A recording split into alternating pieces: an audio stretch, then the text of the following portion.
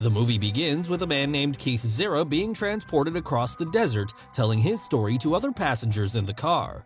When approaching the Namibia-South Africa border post, a truck is queuing in front of them. But after a while, the group notices something is wrong. They are then ambushed by militia hiding in the truck.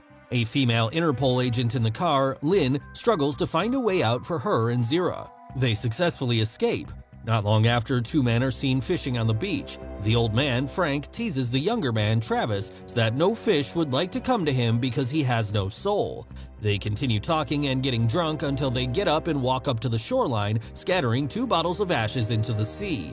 The ashes are the remains of Travis's wife and son, Kate and Adam, seemingly killed some time ago. Then, Travis walks drunk Frank home, but instead of resting, he goes out again to a bar. While enjoying his drink at the bar, Travis notices 2 men entering, seemingly looking for someone. He hides in the ladies' restroom while the men enter the gents' restroom, then locks the restroom door before opening it again. He outguns the men easily, then, while retching and coughing, they explain that they are from the Red Mountain, and Jim Morrow sent them to find Travis because it is an emergency. Going back to his seat at the bar, he finds Morrow already sitting beside his seat, complaining about how Travis easily disarmed his 2 best henchmen. Morrow offers Travis a job to kill someone for the Red Mountain, which Travis initially refuses because he's on hiatus, but Morrow raises the pay as the Red Mountain only deems Travis the best man to do the job. Travis agrees, then he is transported with a car while briefed further about his target, Keith Zera, who is scheduled to testify on camera for the UN investigation against Red Mountain. One of his protection team, Lynn Bassett, is also on the target as she is the one keeping Zera alive. Then a brief scene of Lynn video calling her son Christopher is seen while Lynn is recovering in a hospital and preparing to fly home from South Africa to Hong Kong. Travis comes to Lynn's home in Hong Kong disguising as an old friend of hers, interacting with Lynn's mother and Christopher. He learns from Christopher that Lynn is flying home tomorrow, then rushes to South Africa. He approaches Lynn at the airport lounge, instructs Red Mountain to cancel Lynn's flight to Hong Kong, and takes her out to dinner. The following day, while he plans to kill Lynn, Lynn already figured him out and shoots him to death. Travis wakes up to the voice of Dr. Helen, a doctor in a medical facility. Morrow and Wetzler, the leader of the Red Mountain, are there with him as well. They ask Travis the location of Zera's deposition, then Welzer instructs Morrow to finish Travis's assignment to kill Zera and Lynn. They leave, and then the doctor prepares to sedate Travis with a powerful narcotic, but he retaliates as he does not know what will happen to him. The doctor tells him that he has undergone a procedure to bring him back from the dead and only has less than 24 hours to live, shown on a countdown on his wrist. He takes her as a hostage to escape, goes to a harbor, and calls Frank through a public phone, telling him that he will not make it back this time. After that, he hijacks a taxi and leaves. In a secured building, Zera is interviewed in a room in front of a camera. He says that he was reassigned by Red Mountain's top crew last year, then traveled through the night to a remote container yard while bringing heavy equipment. The place was packed with civilian bodies, each has scars on their chests and wrists. They seem to have been medically experimented on. Lynn examines a nearby building from the window just in time to warn the others about the ambush by Morrow and his team. Lynn leads the evacuation of Zera, then Travis comes just in time to save them using the hijacked taxi.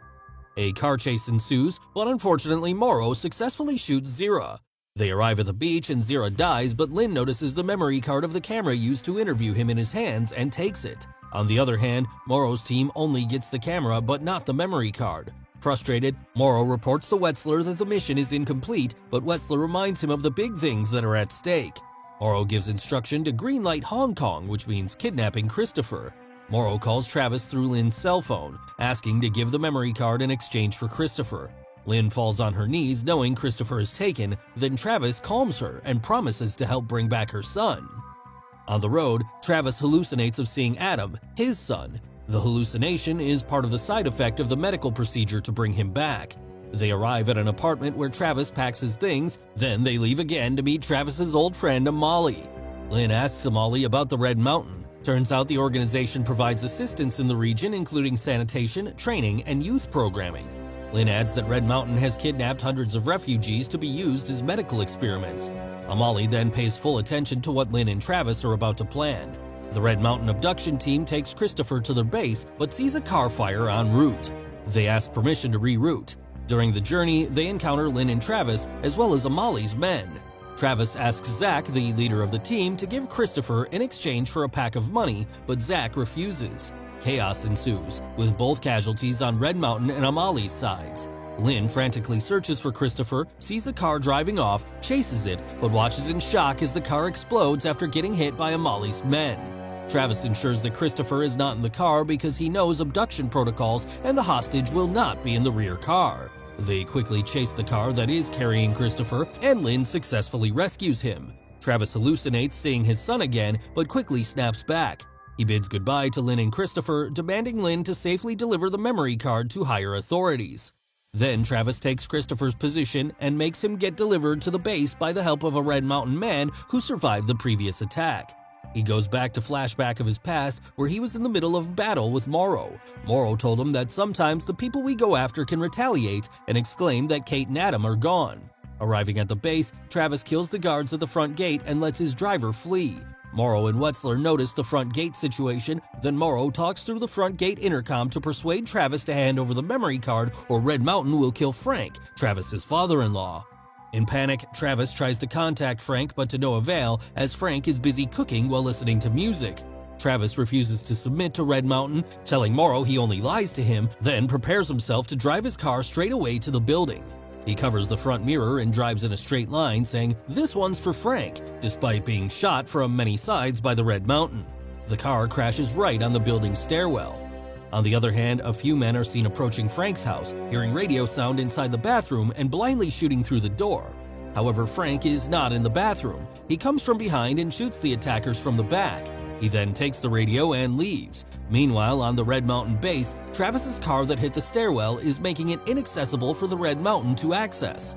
Wetzler instructs another team to find Lynn and the memory card. The Red Mountain men carefully approach the car ruins. Travis is nowhere to be found, but there are bombs planted on the car and its surroundings. The bombs then explode all the way through the elevator hoistway and disrupt the whole base. Travis silently appears at Wetzler's room, taking down his henchmen one by one while Morrow drinks casually.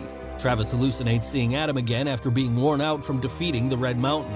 Adam says, "It's okay, Dad, you're almost home," implying that Travis only has minutes to live. But Wetzler screams for Travis to come out, so he snaps back into reality and gets ready to face Wetzler and Morrow. After defeating another henchman, he sees the helicopter to transport Wetzler has arrived and shoots Wetzler's thigh to prevent him from escaping. Then points another gun at Morrow. Wetzler says that Travis does not want to kill Morrow because he thought Morrow was his friend, but reveals the truth that Morrow killed Adam and Kate.